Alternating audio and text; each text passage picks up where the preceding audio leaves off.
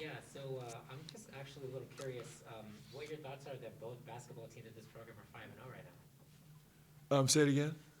What are your thoughts that both basketball programs at this school are both 5-0? Women's Well, basketball are winning earlier today. you might be assuming that we're going to win tomorrow, right? We're 4-0 right now, but Undefeated then. it's listen, uh, I mean, it's pretty breathtaking what's happening at BYU athletics right now. I mean, is it true that every sport now that's actively playing is a top 25 team? Is that true? And there are a couple wins away this week from being top 25. But you think about, you just go down the list: cross country, men's and women's, and volleyball, and women's volleyball, and women's soccer, and men's football, and men's basketball, and soon to be women's basketball. I don't know. Is there another athletic department in the country that has every single active team in the top 25? I'd actually love for someone to check that out, because there can't be many, right? It's pretty awesome. So, it's a great women's team. You know, Juddy does an unbelievable job. They have terrific players, and so it's exciting to watch them as well as all the other sports here at BYU. It's pretty great. Coach, what are your thoughts on the WCC this year? You have San Francisco's undefeated, St. Mary's, Santa Clara, you guys, Gonzaga. It could potentially be a 3 or 14 bid league in March. What are your thoughts on the conference? Yeah, again, same thing, right? It's just this conference has started out the season so well with a lot of big wins against really, really high quality opponents. St. Mary's last night over Notre Dame, and you know, Santa Clara's put together great wins. They just beat TCU, I think, yesterday or the day before, and beat Stanford, and the Zags obviously already took out Texas, and you know, and I'm sure I'm forgetting a lot, but this league is tough, man. It's really good. So I think right now we have 6 teams in the top 100 and 4, soon to be maybe 5 teams in the top 50, and so I think we're, Ken Palm's got us just a point and a half behind the Pac-12 right now. Is the next best conference in the country, and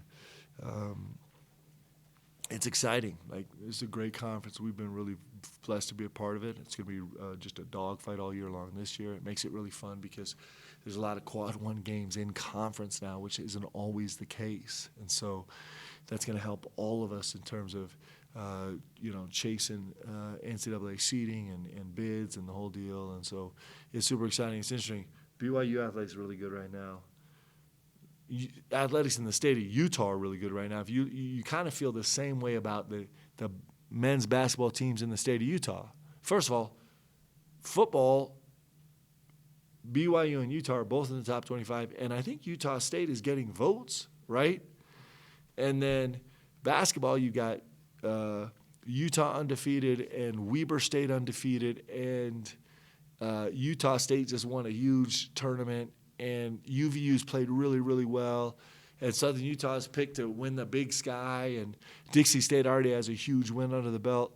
I think I forgot an in-state team too, but it's incredible, right? A lot of winning going on in the state of Utah right now. It's pretty fun, and in our conference also. Coach, you've always noted the work you guys put in with two-a-days and things like that. Is there, now that you guys are ranked, do you feel like there's even a greater sense of intensity from the players, what you've seen from practice this week? Yeah, it's you win or lose, you're always dealing with winning or losing, right? And it's always a challenge to kind of it's always every day. It's the job of trying to help each other in our locker room refocus on what matters, on what's really important. And this team has been really good with their energy, every day, really. I mean, we have a couple days that haven't been perfect, but, again, today they had great intensity and urgency and trying to get better. I think we all feel it. Right? We need to get way better. This next 6-game run, it's insanity, right? And so we got to get better to take on these challenges. We know the challenge ahead of us, and I think the guys are really excited about it. And listen, it's nice to do that from where we're doing it. We get to do it from 18, right? Which is better than doing it from 19 or 20 or 21 or 150 or 357, right? And so the fact that we get to take on this 6 games from 18 is pretty great. Is there any fear of looking ahead past tomorrow from your guys to those future challenges? I don't think so because this Texas Southern team is really good. It's so interesting. So, ranking teams on wins and losses right now is a little bit insane. So, this team is 0-5. They've led in every single game except the Oregon game. That includes leading the second half at North Carolina State most recently. They led at Air Force. They led at Washington, almost had the win, and helped me guys with the other game. There was another St. Mary's. It led at St. Mary's, and we just saw how good St. Mary's is. This Texas Southern team is really good. Like Cleveland State, they are a championship team. They won their conference tournament, and then won a game in the NCAA tournament last year with essentially the whole crew back. They are a championship pedigree team. They're just in a position where they had to go on the road and play 5 ridiculously difficult games to start the season, and they've been in every single one. So I don't think my guys are looking past it because this Texas Southern team is really good. They're really, really dangerous, and they've been on the cusp of a win against high major teams 5 times in a row now. So this is going to be a big time challenge for us tomorrow night. And they were here last year as well. So with everybody coming back, is it pretty much the same type of team that you'll face? Yeah, they have a couple transfers in that are really talented, and so I think the team might be better. Certainly the guys returning are older and they've been through it more. It's a senior-laden team. It's a veteran team. They've been through the wars. They had a lot of success together. So they know us a little bit. They've been in this gym. They're not going to be surprised by the gym, and so it's on. You had mentioned, obviously, that there's still things to work on, and there always will be, regardless of what your record is. But with the strong start, is there something that you can pinpoint as to something that's really working well for this team right now? Yeah, I'm so proud of us on the glass. I'm super proud of us on the glass. Like we played against great rebounding teams, and we've been successful against great rebounding teams, and so that's a big deal for us. I'm really proud of us defensively in terms of trying to stay locked in. We're a little bit more efficient offensively than defensively right now, but for us in our program, the fact that we're a top 25 defensive team right now is a major, major accomplishment, and it's something we're taking a lot of pride in. I think those two things give us confidence in terms of playing. Like, you can always save yourself on a defensive end and rebounding the ball. So we have to get better. Even this game against Central Methodist was super functional for us because we learned a lot. We saw some holes that we have to fix, some things we have to get better at, but those two things are things we're really proud of. I think I'm also proud of the things we're turning down right now. We're not functioning at an elite level offensively. I mean, we're top 25 efficiency offensively right now, but we can get so much better. But I am proud in the sense of the stuff we're turning down right now.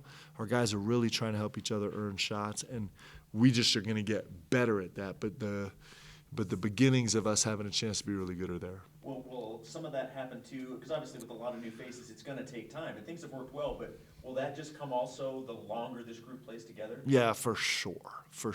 And it's not just these guys getting comfortable with each other. It's them getting comfortable with me. Like, Tijon Lucas is carrying a huge burden on this offense right now, and he's still trying to kind of get used to me and understand kind of what we want, and he's doing a great job, but he's going to get way more comfortable. And, Seneca is still trying to kind of, sometimes look at me like, hey, you told me exactly the opposite thing yesterday, then you're telling me right now, what are you talking about, right? And so, we go through this process. It's not a... the one thing about basketball is that we don't have stoppage of play on every single possession. So there's so much of this game that goes into feel and philosophy more than like point A to B for every single guy in 6 seconds, right? And so the learning curve in that sense is sometimes way more complicated for the guys on the floor because you have to learn kind of a nuanced feel to the game more than like, I can't tell you exactly what to do in exactly this situation until we're actually reviewing on film, right? And so there's a growth process there that's really fun and exciting, and our guys are going through that right now. Coach, what plans do you have as a team, if any, to celebrate Thanksgiving, celebrate each other? Yeah, so we're going to celebrate. Listen, we live a very rudimentary life. if we win tomorrow, we're going to celebrate Thanksgiving. And if we don't win tomorrow, we're going to be super thankful, and we will acknowledge Thanksgiving. And that's just kind of our life as basketball players, right? It's kind of the same for Christmas, and that's just how it goes. Coach, what areas have you seen Gideon George improve this year? Just seeing him practice, seems like he's communicating a lot. I mean, just what on the court, what's he done to elevate his game from when he first got into the program? Yeah, I think he's been special on the glass for us, especially the offensive glass. He's a problem on the offensive glass. He's come up with huge plays for us. We're actually trying to stretch his game a lot, have him push the ball in transition to make decisions, have him come off more ball screens to make more decisions, have him get to 2 feet stop down the lane and make more decisions. So he's also having to grow right now a lot in the way he approaches this game. His urgency on defense, I think, is moved to another level. I'm super proud of him that way. His leadership in our locker room has gone from him being one of the guys that just kind of was observing last year to him being a leading voice this year. That's a huge step forward, and so he's made great strides. I'm super proud of where he is. Who's gave it a go today in practice? Do you feel confident enough that he can play tomorrow? Yeah, we kind of had him on a minute restriction. We shut him down maybe 2/3 of the way through practice. I'm going to know more based on how he feels in the morning, right? So he practiced for 20 minutes yesterday. He didn't do anything really live, but actually moved around for the first time. And he was just a little bit sore, a little bit tender, kind of the same as he's been. So didn't have a, he didn't go backwards. And so that's going to tell us a lot tomorrow morning. Coach, you mentioned earlier about the way that the team is rebounding and the way that the team is defending right now. To what do you attribute the way that you guys have been doing those things? Yeah, well, I think it's the guys buying a lot, right? This is defense and rebounding are energy and toughness and commitment, right? That's what it comes down to. We also have capable guys. We have some length also that really helps us, but mostly it's been the guys' commitment. Alex Barcelo coming back had a couple areas where he really, really was hungry to get better, and one of them was his impact on the defensive end of the floor, not just fulfilling his responsibility in terms of our team framework, but also having plays where he actually makes an impact, a positive impact on the defensive end. And I think that, having one of your leaders be so committed to that end, I think that filters down through the whole roster. And we have a bunch of guys that are willing to do it. And we have some length. We've talked about this a lot, but Seneca and Gideon and Caleb and Spencer, these guys have some length to them that allows us to do some things different defensively, and so it's really been that. It's been the guys' buy-in and commitment. Coach, I saw at the end of practice there was a young family that came to practice. You guys kind of let him lead the cheer. I also saw something on social media about an older BYU fan that came to practice. Yeah. What do those type of moments maybe mean for you, and how do those come about, and what just kind of the impact it makes maybe on the community to have those chances? Yeah, it's interesting because everyone thinks about coming to the games, but the games sometimes you're limited in interaction a little bit, right? The games are awesome. I mean, come on, walking in this arena right now is magic, right? And so that's a special event in itself. But at these practices, we probably have more freedom and time to actually talk and spend time together. And so we love having all kinds of people come to practice.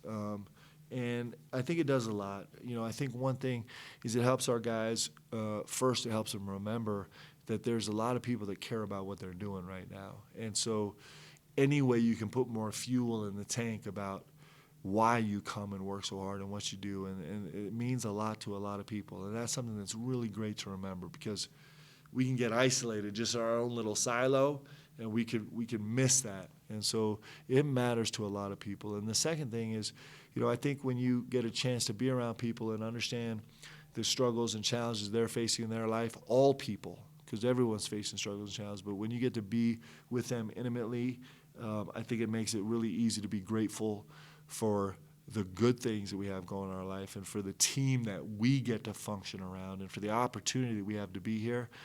This gratitude solves just about every issue.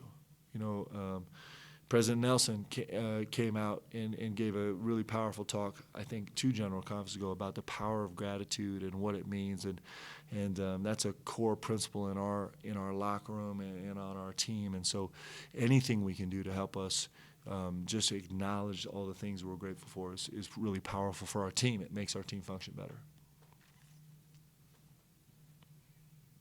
Okay, you guys are awesome. Super grateful for you guys. Any other questions?